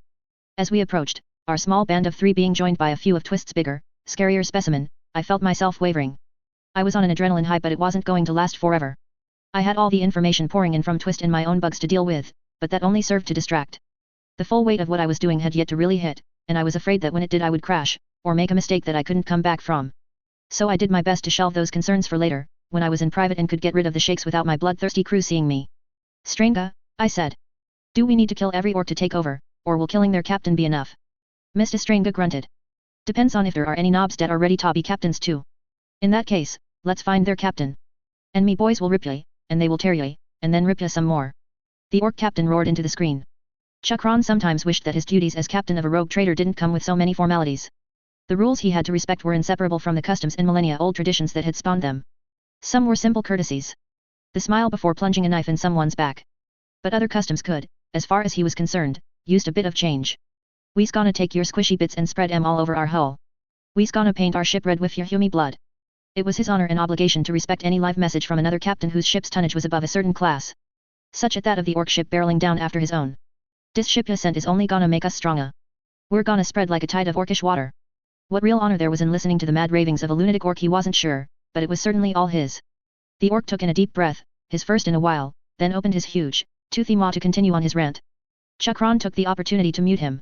Navigation, sensors, he called out to two of the stations in the bridge. Any news from our intrepid friends? Nothing, sir, his navigation officer was quick to respond. Signs of battle within the pirate flagship, sir. The sensor officer was frowning hard enough that his implants were straining. Lots of fighting. He raised an eyebrow at that. The Firefly coming to their aid had been an unexpected boon. Having it run into the pirate flagship at ramming speed was, he wasn't sure how to describe it accurately. On the one hand, it was disappointing to see a potential ally die without so much as a by your leave. On the other, seeing the enemy flagship being rammed had been the most cathartic thing he'd seen in a long while. Keep me in. He cut himself off mid-order as he noticed something on the screen by his side. The orc captain was no longer talking to him, instead the large orc was gesticulating wildly at the other orcs in the room. Keep me informed, he repeated himself as he dragged the screen closer and unmuted it. Den find ER, ye grots. Find ER and kill ER. The orc captain screamed. Day's just one piddly little ship. Chakran narrowed his one flesh and blood eye and took in the scene behind the captain. Now that the orc wasn't leaning into the screen to scream and rant, the full bridge behind him was visible. As with most orcish things, it was an absolute mess. None of the fine craftsmanship that went into imperial ships, just roughly cobbled together consoles, one stacked atop the other, corridors filled with scrap and what looked like a fresh corpse or two. The bridge was poorly lit, and resolution on the orc's end was horrid besides, so Chakran couldn't tell what was moving in the shadows, but they were big, there were many, and they were not friendly to the orcs. Kill him, kill him. The orc captain yelled as he started to empty a hideous orc bolter into the dark. One orc had the back of its head taken out by a misplaced shot, then another stepped on a part of the floor that gave way and sank down to his waist, then he started screaming as he was tugged deeper into the floor. Get closer to here, get closer. The orc captain ordered. His bridge crew complied, all of them rushing over in a rough semblance of order and forming a circle with guns facing outwards. Ha, now you can't get Tommy and my boys without stickin' YEREAD out of the shadows. The captain roared. Oh, well done, a sibilant voice whispered across the room. It was just loud enough that Chakran could hear if he strained his ears. He felt a cold shiver running down his spine. Thought you are making it easier for me, you know. Who are you? There was a girlish laugh. Sorry, I don't usually do introductions, the voice said. I'm Warlord Skitter, captain of the Firefly. That's the ship that boarded yours. Chakran felt an eyebrow raising at that declaration. Ramming was not the best way to begin a boarding operation, though he couldn't fault its occasional uses. I'm gonna use YER guts too. I heard your threats to the other captain already, the voice cut off. I'm unimpressed by them as is. You don't need to repeat yourself. I'll make you an offer instead. Kneel, and join my crew. Call off all of your boys. And if you do, you'll merely be demoted a few ranks to serve under me. If you behave well enough, you might even make it to captain again. Chakran had never seen an orc's face darken like the captain's did before. I'm gonna kill ye. He roared. That's a no, I take it. Oh well. The lights on the orc bridge went out. Chakran leaned forwards and he could feel his first mate doing the same next to him. The orc bridge lit up in flashes of gunfire, the only illumination to be had. Things were moving in the shadows, things that screeched when the orcs actually hit them. Then the distance between the circle of orcs and whatever they were fighting was shortened. First one, then a second orc was dragged screaming out of the circle, guns going quiet as they were tossed across the room, often with arms still attached. The captain started screaming as he fired blindly into the darkness. Chakran knew, intellectually, that fear wasn't something orcs could even begin to comprehend. Still, the captain of the pirate ship looked on the very edge of panicking. The room flashed blue, two projectiles shooting across the room to ram into the orc's chest with enough force to make him stumble back. It wasn't enough to kill him. Two more shots rang out, and Chakran recognized the sizzling burns on the captain's chest as plasma scarring. Someone was using a Tau gun in there.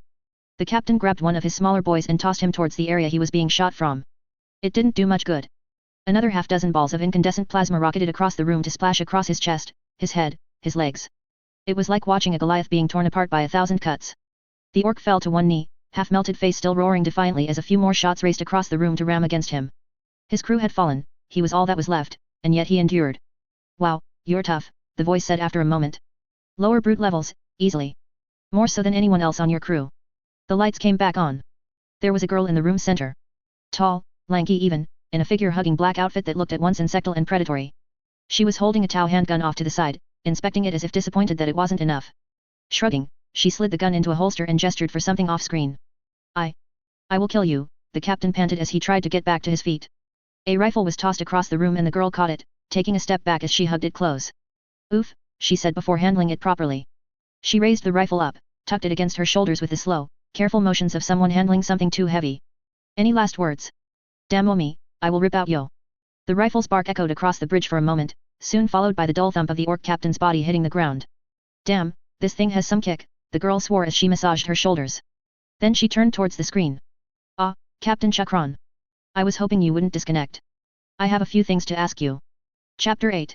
Most of the hard-earned skills I had learned over the course of my, admittedly short, career as a supervillain were not exactly handy when it came to being the captain of a mixed-species crewed warship. Making an entrance, on the other hand, was a surprisingly useful and versatile skill. I was sitting back and nursing a sore shoulder when the battle ended. The large plasma rifle had more kick than anything I had fired before. I would need to get more padding under my armor if I wanted to fire them comfortably. More chest padding in general wouldn't hurt. There was plenty of room for it. Sighing, I turned the captain's chair around and took in the orcs that I had marked as the leaders of my little warband. Commander Comrade looked as fresh as when we had left the Firefly. He was the only one. Mr. Stranga had a bleeding gash on his forehead and Wash was giggling maniacally. Shizo and Cuckoo were a bit calmer, but they also radiated a degree of self-confidence that was frightening and were covered in gore that I suspected wasn't their own. There were a few dozen of Twist's bigger, nastier critters skulking around in the corners and one small, almost cat-like insect was perched on the arm of my chair where I could pet it while talking. It was all about presentation. Also, Twist liked it and the giant hive mind was probably the closest thing I had to a confidant. Where's Grot enough? I asked. Izy your most scariest of warlords. Grot enough said as he stumbled into the room.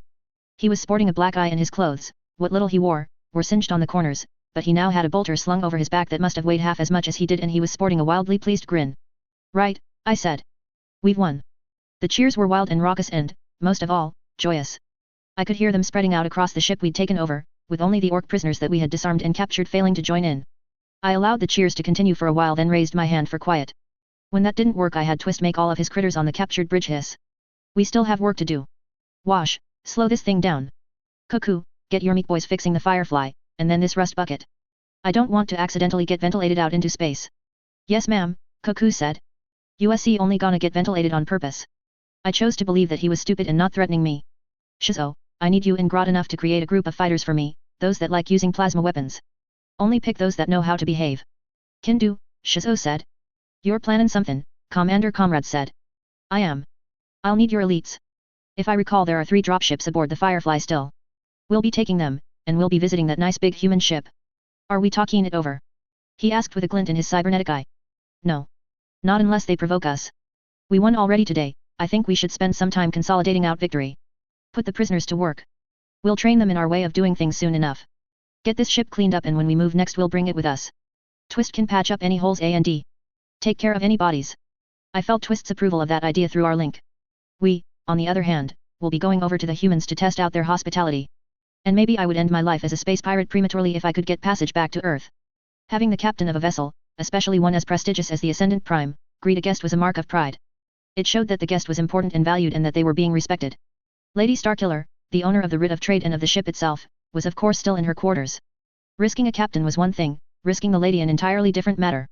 Chakran shifted as one of his technicians, a young man that was slowly turning into more of a machine than a human, held up a device that displayed the incoming ships. 3 of them, all on a direct course for the Ascendant Prime's bow where a large space had been cleared in its hangar to allow them to land. 3 small ships, Orcus, if he wasn't confusing his classification of Tau ships. Just 3 vessels worth of soldiers and the like. An insignificant number.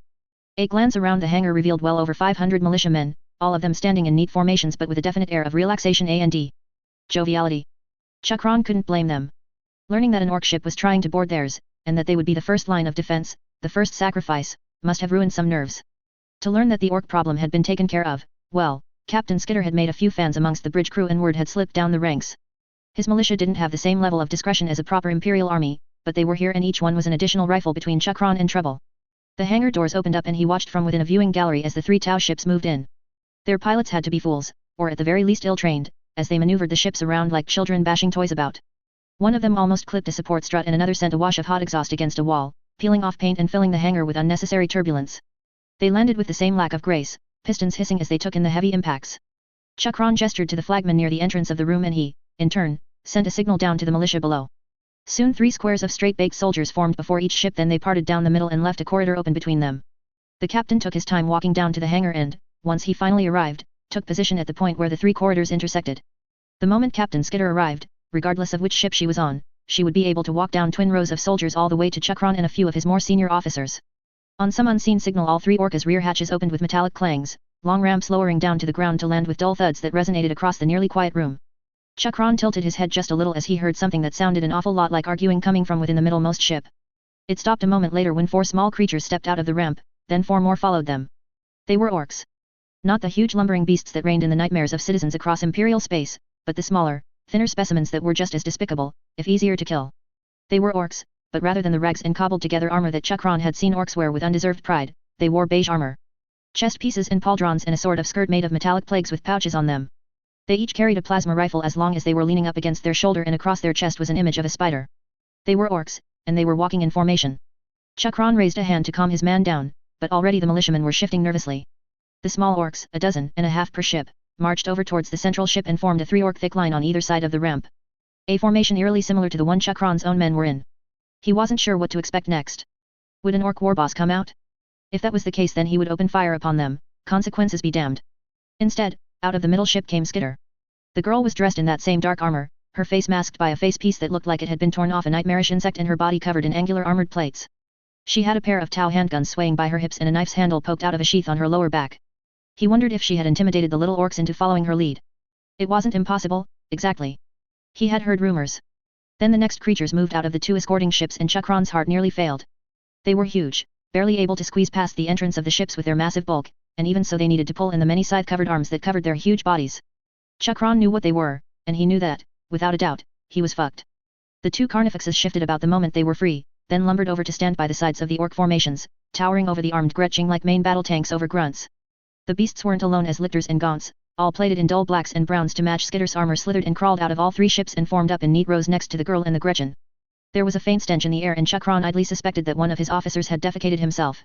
Then the orcs come out of the ships.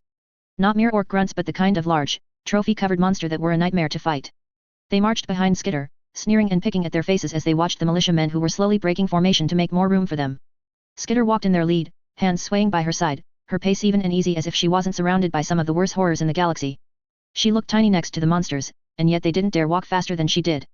Chakron had to shake his head as he realized that she had moved all the way over to him and was now standing only a pace or 2 away. She reached up and removed her mask, revealing a girl. He had expected something far worse, but she looked just as she did in the short video he had seen of her. Tall, perhaps, with thin features and a face that would never be considered pretty but that wasn't ugly either. Plain. That was the word he found. She was plain. Her long hair fell over his shoulders as she looked across the sea of nervous militia, then she locked eyes with him. Captain Chakron, I presume? She asked. I am, yes, he said. Welcome aboard the Ascendant Prime, Captain Skitter. She smiled. I'm hardly a captain, she said. He pondered what that meant, but she didn't present him with a proper rank A&D. And there were monsters behind her still. I hope you don't mind my companions. I assure you they will be nothing but well behaved. Now, we came here to discuss some matters of trade. I hope your prices are reasonable. Chapter 9. The captain's smile was a little fixed as he led the monster in human form into the most prestigious guest area aboard the Ascendant Prime. Usually the room was reserved for the rare visits by planetary officials or the rather paranoia-inducing passage of an Imperial Inquisitor on an inspection tour. He would take the entire holy orders of the Emperor's Inquisition over the girl currently eyeing the well-appointed room with an expression of flat disinterest. Is this where we'll negotiate? Captain Skitter asked. Indeed, he said. How he wasn't trembling in his boots was a mystery to even himself. Do you require any refreshments? The girl's face lit up at that. I would love some proper human food, she said. What was that supposed to mean? I've been eating nothing but alien MREs for far too long. Twist has tried making some food for me as well, but, well, it's hit or miss, I'm afraid. Twist. He wondered. The girl walked over to one of the placid Tyranid lictors that had followed her into the room and started to rub the side of its head. It was as if the death-dealing creature was a pet. Chakran bowed at the waist. It was the polite thing to do towards someone in a position of authority above you, and the human-appearing child with the Tyranid orc army was nothing if not above him. Of course, he said. I'll see about bringing you something to eat. He eyed the orcs off to the side, all of them poking at the expensive furniture, their noses, or just staring at the screensavers crossing the entertainment system in awe. The little Gretchen were somehow more behaved, though he suspected they were just terrified of calling attention to themselves. He didn't think the shower Captain Skitter threatened one of the Gretchen with earlier was something he really wanted to learn about. I'll bring something for your companions as well, he said. With another bow, he snapped around and walked out of the room with as much decorum as he could manage. The moment the door was closed his knees started to clack together and he was afraid he would empty his bowels, pristine white suit be damned. Sir, one of his militia commanders said. We are ready to counterattack if they, try anything. That's probably for the best, but do not get overly eager. As it stands they're calm. There was a loud clunk from the room, and when Chakran looked in it was to find Captain Skitter standing over an orc knob that was trying to look as small as possible while she waved a broken chair leg, in his general direction. Mostly calm. Calm enough for orcs and Tyranids. Let's pray to the Emperor that she can keep the leash around their throats as tight as possible. Yes, Captain. Now, Chakran just had to make sure something edible was delivered to Captain Skitter, and then he had to inform Lady Starkiller that they had guests that they absolutely could not, under any circumstance, mess with. He tried to recall when the last inspection was done on the lifeboats. The sight of food. Actual, honest-to-God food meant for human consumption did something to me. I had to blink fast to keep the tears in, and when the scent of some sort of fried meat and boiled vegetables hit, it was almost orgasmic. It was all I could do to put on a show of ignoring the obviously nervous serving staff, take a plate from a rack, and fill it with a bit of everything they had wheeled in. The temptation to just start digging in was immense. We'll leave this here, ma'am, one of the braver members of the crew said. They were looking past me into the rather scaly but still strangely cute form that Twist had following me around. Of course. Bring the rest whenever it's ready, I said. Rest? They asked. They had brought in half a dozen trolleys with enough food on them to feed a small army. The problem was that I had a big army to feed. And I was not going to share the current bounty with my orcs. I saw where they put their hands. Also, I was bringing back a doggy bag big enough to last me weeks. The rest, I agreed. It was a little rude, but I was more than a little hungry and they were interrupting my eating time. Twist growled. Right away. The staff ran out of the door with all due decorum. I stared at the available cutlery, all of it so normal, that it almost brought a tear to my eye. I dug in. Oh, praise the sun, this is excellent. I was working hard, trying not to make any strange noises as I dug into a plate full of what I suspected were powdered potatoes and some sort of meat substitute. It didn't matter that it wasn't as good as what I could have ordered for a few dollars back home. It was the first completely edible food I had tasted in weeks and it was heavenly. Then the door to the lounge opened up and a young woman stepped in. She was older than me, in her late 20s, or early 30s, with long limbs and a stride that hinted at a dancer's grace. She would have been beautiful if the first expression she adopted on entering had been anything but an ugly sneer. The red hair didn't help either, but I tried not to be so harassed. Captain Chakran followed after the woman, his brow stained with sweat and his mustache in disarray. He jogged past and came to stand between me and the woman. Lady Starkiller, may I present Captain Skitter of the Firefly? Captain Skitter, Lady Starkiller, she who holds the writ of trade that allows the Ascendant Prime to be one of the most profitable vessels in this arm of the galaxy. I stared at the woman. The polite thing to do would have been to stand up and greet her properly. But I was getting serious Emma vibes, and unfair or no, I placed Lady Starkiller in a little box in my mind labeled bitch. I took another bite of some sort of meaty sandwich, chewed, then set it down before getting up. Pleasure, I said. Lady Starkiller looked as if I had just kicked her dog. The woman turned to the captain and, in the most haughty voice I had ever heard, asked him, where is this one from? I knew she should have been offended, but the woman's attitude was so overdone that I couldn't help but chuckle. It helped that my mood was buoyed by good food. I'm from Earth, I said. But I was, misplaced a little. Earth. Lady Starkiller said. Some backwater, I presume. I shrugged. If Earthbet could be described in any way, then backwater probably fit. Pretty much, I'm afraid. That's what I'm heading to. I don't actually know where it is. I got a little lost. Perhaps I could assist you with that, Captain Chakran said.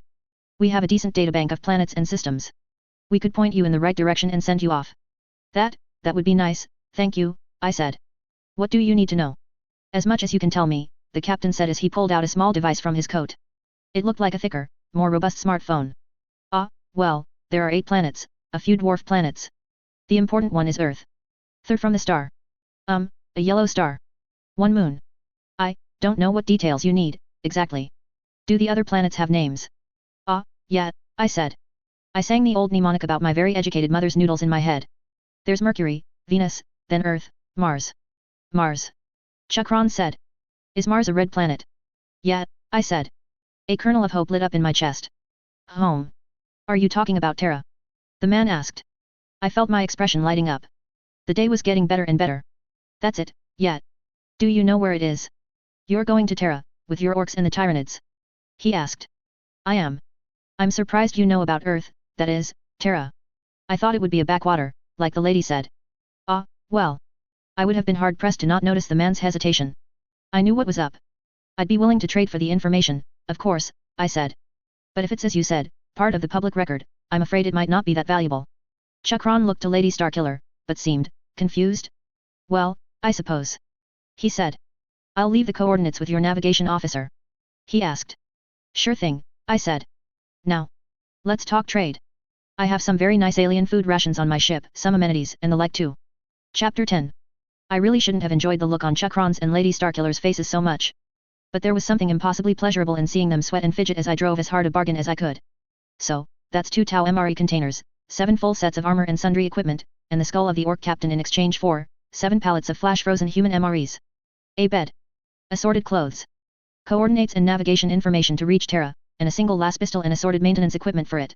The handguns which the humans aboard the Ascendant Prime used were ugly, blocky things. I'd have to give my new toy to Twist so that he could bug it up. It was mostly for the benefit of the orcs, they seemed to put a lot of stock into how fearsome something looked, and me carrying around a dinky little handgun that looked actually sensible might not go over well with them. Better than carrying one of those death traps the orcs cobbled together. Also, I wanted a laser pistol. It sounded cool. I had a Tau handgun already, but it was not made for the hands of a teenage girl.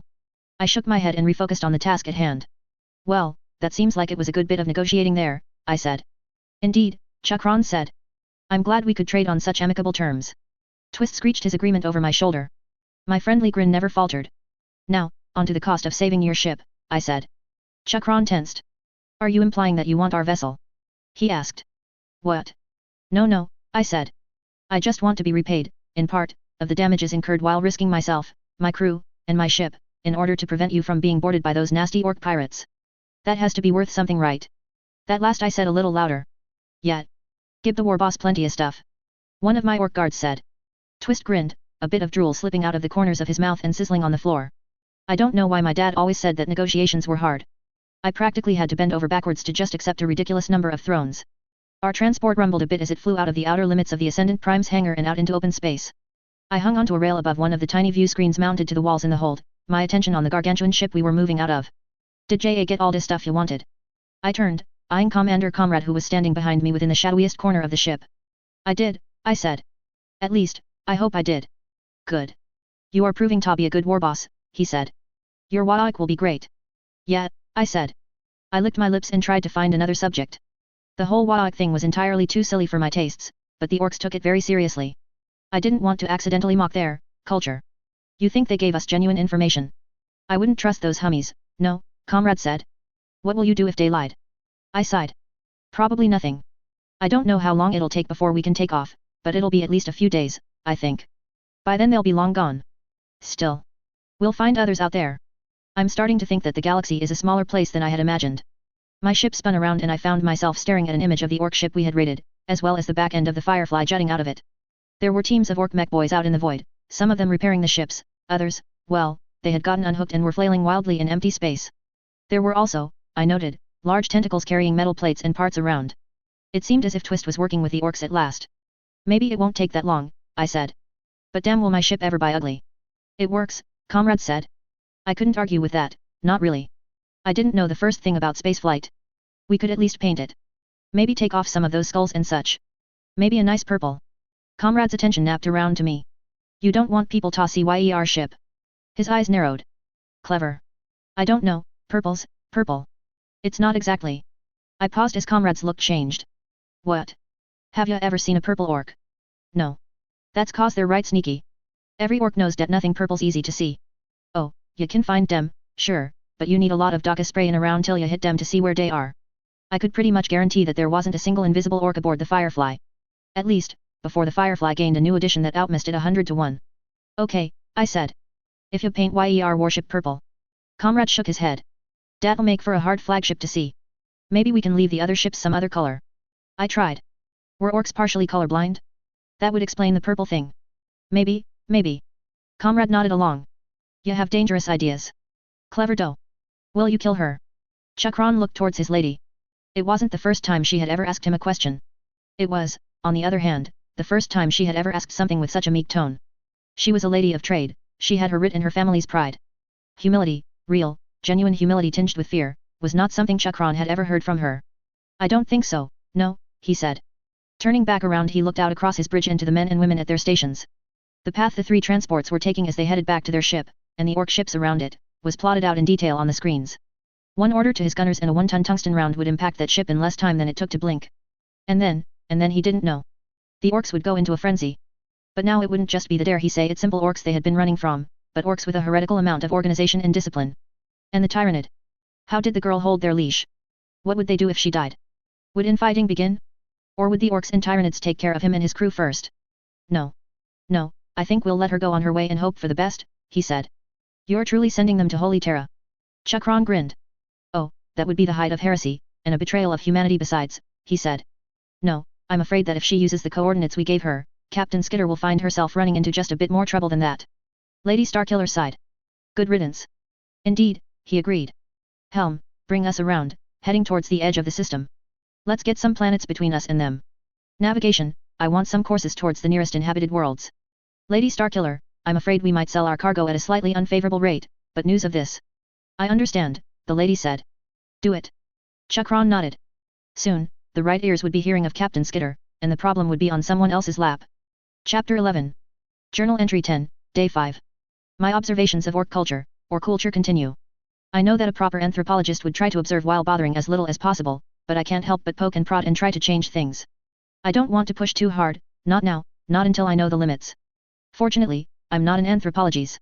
I think that particular sort of scientist would die the moment they started asking orcs deeper questions, if only because their response to things that confuse them is usually violent. 2 days. That's how long it took to extricate the Firefly from the side of the orc ship it had rammed into, then patch up the worst of the damage. My one, pretty-ish hammerhead-shaped spacecraft was now asymmetrical and more than a little messy looking. The meat boys under Cuckoo had done a job. Twist's patches were a little better covering the holes with chitinous plates and little mouth-like holes that lead into what I suspect were its version of guns. Was I comfortable with the amount of acid in giant bladders held in my ship? No. Was I going to make the huge orc warship my flag? Also no. The Firefly might have been a bit on the rougher side, and maybe it needed a bit of love and maintenance, but it was still better than the orc ship. If I wanted to commit suicide, I would just walk out an airlock. The Firefly would have to do. And with its fresh new paint job I could hardly tell that it had recently rammed a much bigger ship. Not unless you stared for a moment or two. I left my quarters, now equipped with a bed and a few other little amenities, and took the fastest path towards the bridge. Orcs stepped out of my path, and the grots I passed squeaked and ran the other way. I didn't even have one of Twist's pets escorting me, not until I was closer to the bridge. 2 lictors the names I'd heard the humans on the Ascendant Prime use slid up behind me and easily folded to my control. One of them was carefully carrying a human MRE between its claws, like a wolf delicately handling an egg. Thank you, I said. Being polite was a rarity aboard my ship, but I hoped that maybe it would catch on. I reached the bridge and paused to take in the chaos for a moment. Wash was behind the helm, playing with what I suspect were the Tau equivalent of dolls that he had found, somewhere. Mech boys were fixing a console off to one side while some of Twist's smaller forms were gnawing at a hole in one wall, making it bigger so that more of Twist's strange, esophagus-like conveyor system could pass into the bridge. Right then, it was regurgitating a large pile of eyeballs with little feet onto the floor. I turned to the lictor nearest me. You're cleaning that after, I said. It whined. Captain's on deck. A grot screamed. The chaos intensified for a few moments as some orcs reached for their makeshift guns and others smacked themselves in the face while attempting salutes.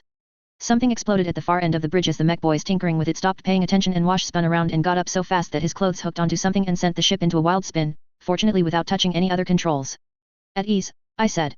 I could almost imagine that I looked cool, stepping onto the bridge in my new clothes. The crates of clothes I'd traded for were mostly uniforms, and mostly for men. They were a little bit too much on the Hugo Boss side of things for me, but they did fit. I suspected that I cut a dashing figure. If only my bridge could match. All right, enough of that. Wash, have you plotted our course? Yeah, close nah, my expert pilot and navigator said. I was trembling with confidence as I sat down in the overlarge captain's seat. All right, tell the other ships in this little fleet to get ready to move. We're warping over as soon as everyone is ready. Wash gave me a thumbs up and started pulling on levers and spinning dials. I wondered if I was about to die, which, frankly, was a sentiment that was all too common in my life to date. Twist shivered next to me, and the screens before us warped and twisted as they were filled with what I suspect was a whole lot of junk data. Cuckoo did good, Wash said. We's going fast Dan Eva.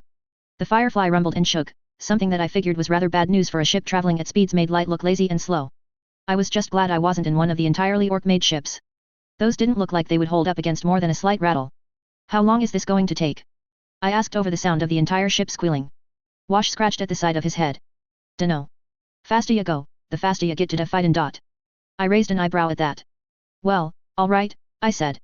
The ship rattled a little harder for a moment, then the screens showing us the world beyond fizzled and resolved into an image of a distant blue-white sun over a backdrop of speckled stars. The display next to my seat, the one that usually showed large bodies in the area, started to point out some large asteroids in the area, and a single planet with 3 moons some ways from the sun. Looks quiet, I said. Can you get into contact with the rest of the fleet? I asked. Yes, Captain. My communications officer, who was actually just 3 growths standing on each other's shoulders, said. All ships are air, except the one that's not. We'd lost an entire ship? I tried hard to feel bad for the orcs that had lost their lives riding on their death trap ship. I didn't feel bad for very long. Anything interesting in this system? I asked. Captain, there's a bunch of ships near that planet. Someone smashed something and the bridge's main screen lit up with a zoomed-in image of the little blue-green planet in the center of the world. It was a nice enough world, like Earth but a shade more brown. There were a few lights sprinkled across the night side of the world, fewer than I could recall from pictures of Earth though. What was more interesting were the large stations in orbit around the world. There were a few dozen, and while it was hard to get a sense of scale from so far away, it was clear that they were on the larger side. Large round ships, like tiny Death Stars, were circling around gantries and docking systems obviously built for them. Meanwhile, ships like her own Firefly moved in slow, graceful arcs around the stations on tight patrols while larger vessels sat in space like hulking juggernauts. For every warship though, there were 10 ships that looked utilitarian and tough, the kind of vessel not meant to be used in any sort of battle. Shipping vehicles, large cargo haulers ferrying hundreds of what looked like cargo containers and other vehicles whose purpose I could only guess it. Nice place, I said. I noticed Commander Comrade and Miss the Strange stepping onto the bridge. And turned so that I could face them over the edge of my seat. If we going in there guns blazing will be destroyed in moments, I began. I knew orcs well enough that their first plan was obvious. But if we try talking our way in, then we can start the fight and once we're nice and close, Commander Comrade said. That don't sound fun, Miss the said. I love the Firefly, but she could use a bit of care. We could use some supplies, and who knows, we might make some friends. I shrugged a shoulder. And maybe they need help that can only be provided by a few thousand well-armed orcs. Who knows? Inside I was almost twitching with glee. A station, with ships from what looked like all sorts of races. That was a chance to cut away from the orcs and make a run for it. At the very least I would be meeting people, with whom I could have actual conversations and who wouldn't be tainted by seeing me accidentally destroy a pirate fleet. I just needed to approach them with humility, explain a few things, and maybe I could do something. I didn't know yet, which really just meant that I had a lot more research to do. WAAAGH. Set course for the biggest station. Commander, get your best orcs ready. Mistha, do the same, but remind everyone that we might not be fighting today. Comms. Tell the other ships in the fleet to group up and sit tight. I don't want a single shot fired without my say-so, or so help me I'm spacing every last one of them. I gripped the edges of the command chair and then pointed ahead. Let's go make some friends. I WAAAGH to go home, Chapter 12. Journal Entry 10, Day 5, Part 2. Star Trek Light. The aliens are all jerks. Our approach didn't go unnoticed for long. Actually, that's not quite right. We made it from the very edge of the system to more than halfway to the one planet without getting so much as a sniff from the other ships and stations just hovering around. By the time we crossed the halfway mark some few hours into the flight I was on tenterhooks expecting some sort of call, but we seemed to have gone unnoticed. Or maybe they had flagged the ship as one of their own. That was damned unlikely.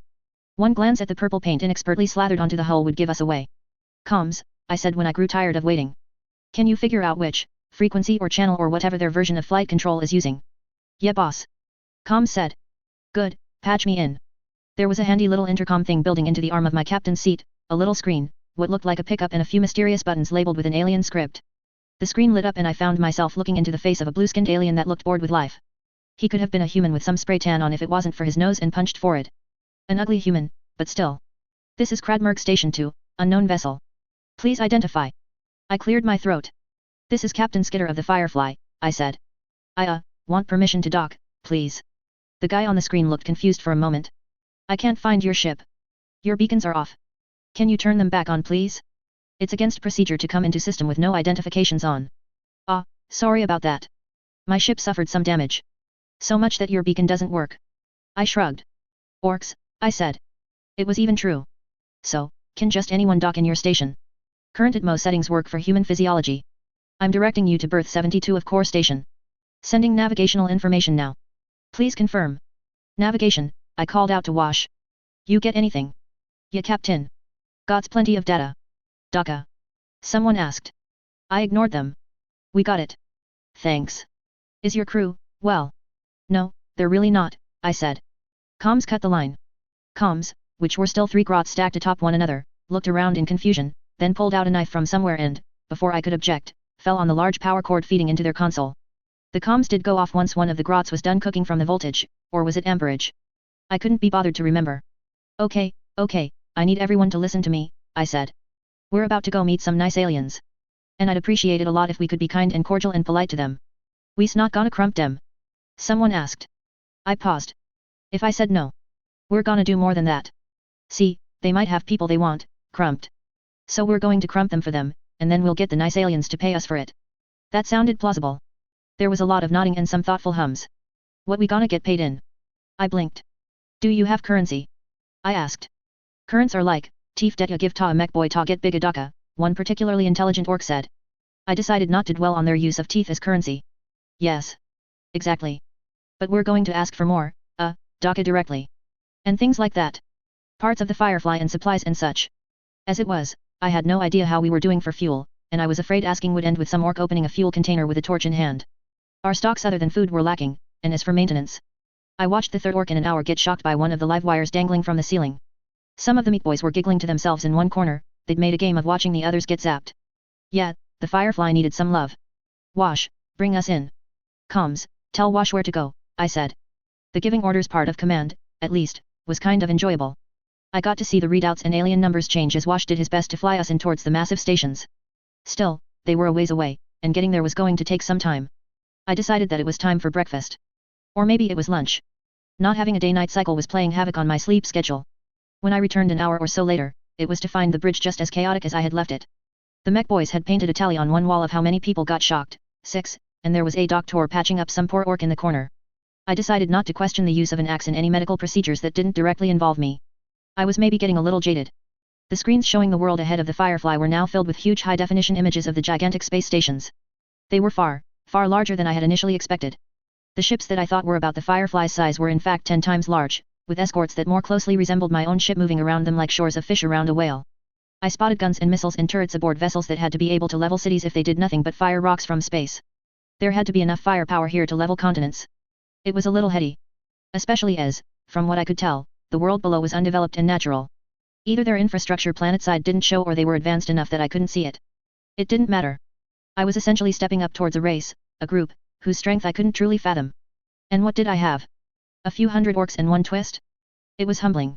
And then I looked ahead towards the large ship berths that we were aiming for. They were growing close. Close, and we weren't slowing down. Wash. How fast are we moving? I asked. We's moving at ramen speed. The pilot said. Hang on, Captain.